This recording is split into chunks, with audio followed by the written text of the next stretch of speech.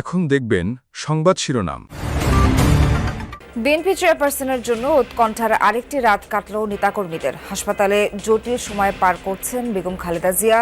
অবস্থার উন্নতি হলে নেওয়া হবে বিদেশে। শুরু হলো বিজয়ের মাস ডিসেম্বর। 1971 সালে হানাদারদের পরাজিত করে লাল সবুজের অভ্যুদয়। এখনও নতুন প্রজন্মের অজানা অনেক গৌরব আখ্যান। দাবি আদায়ে কর্মবিরতিতে প্রাথমিক ও মাধ্যমিকের শিক্ষকরা। আজ থেকে শুরু হওয়া বার্ষিক পরীক্ষা নিয়ে অনিশ্চয়তায় শিক্ষার্থী ও অভিভাবক। বিডিআর হত্যাকাণ্ডের পরিকল্পনাকারী হাসিনা মঈনুদ্দিন সহ 58 জন দলগতভাবে জড়িত আওয়ামী লীগ তদন্ত কমিশনের রিপোর্ট দাখিল। চুক্তির 28 বছর পরও শান্তি ফেরেনি পাহাড়ে। সক্রিয় একাধিক সশস্ত্র গ্রুপ। রক্তক্ষয়ী সংঘাতে ঝরছে প্রাণ। আজ থেকে রাত্রি যাপনের জন্য উন্মুক্ত হচ্ছে সেন্ট মার্টিন। জাহাজ চলবে কক্সবাজার থেকে। দৈনিক যেতে পারবেন 2000 পর্যটক। আসসালামু আলাইকুম। এতক্ষণ দেখছিলেন সংবাদ শিরোনাম, এখন দেখবেন বিস্তারিত। খালেদা জিয়ার সুস্থতা কামনায় এভার কেয়ারের সামনে আরেকটি দীর্ঘ রাত কর্মী সমর্থকদের। দূর দূরান্ত থেকে এসে দলীয় নির্দেশ উপেক্ষা করে নেতাকর্মীরা চাইছেন নেত্রীর আরোগ্য। অপেক্ষার প্রহর বেড়ে চললেও বেগম জিয়ার শারীরিক অবস্থার উল্লেখযোগ্য উন্নতির খবর নেই। অবস্থার উন্নতি হলে খালেদা জিয়াকে বিদেশে নেয়ার বিষয়ে প্রস্তুতি রাখা হয়েছে।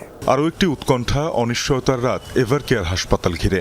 এখানেই গত এক সপ্তাহ যাবৎ চিকিৎসকদের নিবিড় পর্যবেক্ষণে আছেন বেগম খালেদা জিয়া। সংকটাপন্ন অবস্থা থেকে উত্তরণ করে আবারও সকলের সামনে ফিরবেন বিএনপি চেয়ারপারসন। একটাই চাওয়া দলীয় নেতাকর্মীদের, দোয়া ও ভালোবাসার জোরে আরেকবার তারা ফেরাতে চান হার না মানা সেই আপুসীন নেত্রীকে। ওনাকে দেখার জন্য আসছি, তো দেখতে তো আমরা পাবো না। যাই হোক, আল্লাহ ভালো জানে, তার চিকিৎসা যেন ভালো হয়। মহান রব্বুল আলামিন যেন দেশনেত্রী বেগম খালেদা জিয়াকে দ্রুত সুস্থ করে দেয়, আমাদের মাঝে ফিরিয়ে দেন। নেতাকর্মীরা বলছেন, হাসপাতালের সামনে ভিড় না করতে দলীয় নির্দেশ থাকলেও গণতন্ত্রের দীর্ঘ লড়াইয়ে যিনি পথ দেখিয়েছেন তাকে দেখতে চান বিজয়ের হাসিতে। গণতন্ত্রের নেত্রী যেন গণতন্ত্রের পূর্ণ চূড়ান্ত বিজয় দেখে যেতে পারেন। মহান রাব্বুল আলামিন যেন তাকে সেই বিজয় দেখা পর্যন্ত বাঁচিয়ে রাখেন। ম্যাডামের একটা ভালো খবর শোনার জন্য, ওনার একটা শারীরিক সুস্থতার উন্নতির খবর শোনার জন্যই সবাই অপেক্ষা। সময়টা 1971। পাক হানাদার বাহিনীর হত্যাযজ্ঞ চলছে দেশ জুড়ে। 4 মাস বয়সী শিশুকে বুট জুতোয় থেতলে হত্যা, অসংখ্য মা বোনের সম্ভ্রমহানি, আর নির্বিচারে চলছে গণহত্যা। প্রতিশোধে 56,000 বর্গমাইলের দেশকে মুক্তিযুদ্ধে স্বাধীন করে নিরস্ত্র বাঙালি। সেই মুক্তিযুদ্ধের এক একটি ঘটনা যেন এক একটি উপাখ্যান। বিজয়ের 55 বছরেও মুক্তিযুদ্ধের সেই দিনগুলো নতুন প্রজন্মের কাছে রোমাঞ্চকর। A Pakistani execution squad lined up slightly to the right of the center of the screen. About 20 people were herded onto the killing ground from the right corner of the picture. One man dressed in black. এই ভিডিওটি 1971 সালের 26শে March সকালবেলা তোলা হয়েছিল ঢাকা বিশ্ববিদ্যালয় এলাকা থেকে, যেখানে দেখা যাচ্ছিল নির্বিচারে কিভাবে পাকিস্তানি হানাদার বাহিনী সারিবদ্ধভাবে বাঙালিদের গুলি করে মারছে। যে ভিডিওটি ধারণ করেছিলেন ঢাকা বিশ্ববিদ্যালয়ের একজন শিক্ষক, এবং সেটি 10 মাস পরে অর্থাৎ 1972 সালে প্রচারিত হয়েছিল এনবিসি নিউজে। সেই হত্যাযজ্ঞের পরে যে কনভারসেশন হয়েছিল ওয়্যারলেসে পাকিস্তানি হানাদার বাহিনীর, সেরকম একটি কনভারসেশন আমি আপনাদেরকে এই মুহূর্তে শোনাতে চাই। Wireless conversation between command, headquarter and local unit, যেখানে দুটি কোড ল্যাঙ্গুয়েজ বলা হয়েছিল, এবং সেখানে 9988 ল্যাঙ্গুয়েজ করে কথা বলছিলেন দুজন। 99 থেকে বলা হয়েছিল, তো ইউনিভার্সিটি এলাকায় শিকার হলো কত, তোমার আন্দাজ মতো বলো, কতজন খতম, জখম অথবা বন্দি, ওভার।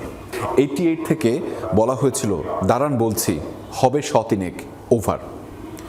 99 থেকে বলা হয়েছিল, খাসা কাজ, 300 খতম নাকি জখম বা বন্দি, ওভার। 88 থেকে উত্তর এসেছিল, আমি কেবল একটাতেই বিশ্বাস করি, 300 সাফ, খতম, ওভার। 88-এর প্রতি 99 থেকে অর্থাৎ 99 থেকে যে কথা বলা হয়েছিল শেষবারের মতো, বাহ, আমি তোমাকে এবং তোমার ছোকরাদের সাবাস বলি, তারা এই এলাকায় চমৎকার কাজ করেছে, আমি বহুত খুশ হয়েছি। ওভার। 4 দফা দাবিতে পূর্ণ দিবস কর্মবিরতি পালন করছেন দেশের সরকারি মাধ্যমিক বিদ্যালয়ের শিক্ষকরা। কর্মবিরতির অংশ হিসেবে 6ষ্ঠ থেকে 10ম শ্রেণী পর্যন্ত চলমান বার্ষিক পরীক্ষাও বন্ধ রাখার ঘোষণা দিয়েছে। এর আগে দীর্ঘদিনের পেশাগত মর্যাদা ও বেতন ভাতা সংক্রান্ত 4 দফা দাবিতে রোববার মাধ্যমিক ও উচ্চশিক্ষা অধিদপ্তরের সামনে দ্বিতীয় দিনের মতো অবস্থান কর্মসূচি পালন করেন শিক্ষকরা। পরে বাংলাদেশ সরকারি মাধ্যমিক শিক্ষক সমিতির ব্যানারে কর্মবিরতির ঘোষণা করা হয়। সরকারি মাধ্যমিক বিদ্যালয়ের সহকারী শিক্ষক পদটি বিসিএস ক্যাডারভুক্ত করা সহ 4 দফা দাবি আদায়ে এই কর্মবিরতি শুরু হয়েছে। শিক্ষক নেতারা জানান, দাবি আদায় হলে সাপ্তাহিক ছুটির দিন শুক্র ও শনিবার অবশিষ্ট পরীক্ষাগুলো নেওয়া হবে। ডিসেম্বরের মধ্যে ফলাফল প্রকাশ করা হবে। তবে দাবি পূরণ না হলে কর্মবিরতি চলবে। গত 24 নভেম্বর থেকে দেশে মাধ্যমিক বিদ্যালয়গুলোতে বার্ষিক পরীক্ষা শুরু হয়েছে। এদিকে 11তম গ্রেডে বেতন ভাতা নির্ধারণ সহ 3 দফা দাবিতে বিভিন্ন জেলায় গতকাল থেকে কর্মবিরতিতে প্রাথমিক বিদ্যালয়ের সহকারী শিক্ষকদের একাংশ। পলাতক প্রধানমন্ত্রী শেখ হাসিনা, সাবেক সেনাপ্রধান মইনুল আহমেদ সহ 58 জনের পরিকল্পনায় সংঘটিত হয়েছে বহুল আলোচিত বিডিআর হত্যাকাণ্ড। সন্ধ্যায় প্রধান উপদেষ্টার কাছে জমা দেয়া প্রতিবেদন এমনটাই জানিয়েছে জাতীয় তদন্ত কমিশন। বলা হয়েছে, ক্ষমতাকে কুক্ষিগত ও পাকাপোক্ত করতেই এই নৃশংস হত্যাকাণ্ড ঘটানো হয়েছিল, যাতে দলগতভাবে জড়িত ছিল আওয়ামী লীগ। শেখ ফজলে নূর তাপস ছিলেন প্রধান সমন্বয়ক।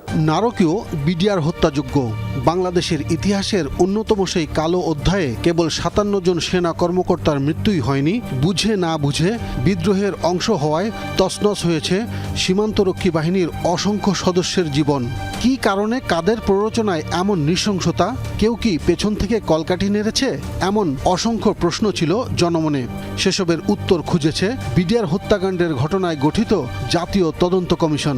দীর্ঘ 11 মাস তদন্ত শেষে রোববার প্রধান উপদেষ্টা ডক্টর মোহাম্মদ ইউনূসের কাছে প্রতিবেদন জমা দিয়েছে তারা, যাতে বলা হয়েছে বিডিআর হত্যাকাণ্ড ছিল পরিকল্পিত। আর এতে তৎকালীন প্রধানমন্ত্রী শেখ হাসিনার গ্রিন সিগন্যাল ছিল উল্লেখ করে বলা হয়েছে, তৎকালীন সেনাপ্রধানেরও যেমন দায় আছে, তেমনি পুলিশ, র্যাব এবং গোয়েন্দা সংস্থাগুলোও চরম ব্যর্থতার পরিচয় দিয়েছে। দর্শক, আজ থেকে শুরু হচ্ছে কক্সবাজার থেকে সেন্ট মার্টিনে জাহাজ চলাচল। রাত্রি যাপন করা যাবে আগামী 2 মাস। দৈনিক 2000-এর বেশি পর্যটক এই প্রবাল দ্বীপটিতে যেতে পারবেন না বলে জানিয়েছেন কক্সবাজারের অতিরিক্ত জেলা ম্যাজিস্ট্রেট শাহিদুল আলম। তিনি বলেন, 31 জানুয়ারি পর্যন্ত টানা 2 মাস পর্যটকরা ভ্রমণ করতে পারবেন। MV Karnaphul express, MV 12 Auliya, Keari সিন্দাবাদন ও কেয়ারি ক্রুজ অ্যান্ড ডাইন নামের 4টি জাহাজ কক্সবাজার থেকে সেন্ট মার্টিন নৌপথে চলাচলের অনুমতি নিয়েছে। এছাড়া সেন্ট মার্টিনের জীববৈচিত্র্য রক্ষায় সরকারের জারি করা 12টি নির্দেশনা কঠোরভাবে বাস্তবায়নের কথা জানান শাহিদুল আলম। পার্বত্য চট্টগ্রাম শান্তি চুক্তির 28 বছর পরও পাহাড়ে ফেরেনি কাঙ্ক্ষিত শান্তি। 1997 সালের 2 ডিসেম্বর তৎকালীন সরকারের সাথে জনসংহতি সমিতির চুক্তির মধ্য দিয়ে পাহাড়ে অবসান হয় রক্তক্ষয়ী দীর্ঘ সংঘাতের। চুক্তির পর যোগাযোগ, শিক্ষা, স্বাস্থ্য ও পর্যটন খাতে এসেছে পরিবর্তন। তবে এখনও সক্রিয় একাধিক সশস্ত্র গ্রুপ, বন্ধ হয়নি প্রাণঘাতী দ্বন্দ্ব সংখ্যা। দেশের দক্ষিণ পূর্বাঞ্চলের 3 পার্বত্য জেলার দুর্গম পাহাড়ে দেখা যায় এমন দৃষ্টিনন্দন সড়ক। পাহাড়ের খাঁজে খাঁজে ভেসে বেড়ানোর সাদা মেঘ ছুঁয়ে দেয় পর্যটকদের। পার্বত্য শান্তি চুক্তির পর গেল 28 বছরে যোগাযোগ ব্যবস্থা উন্নয়নের কারণে পিছিয়ে পড়া ক্ষুদ্র নৃগোষ্ঠীর জীবনযাত্রা এসেছে পরিবর্তন, কিন্তু ফেরেনি কাঙ্ক্ষিত শান্তি। বরং নতুন নতুন আঞ্চলিক দলের আবির্ভাবে বেড়েছে দ্বন্দ্ব, সংঘাত।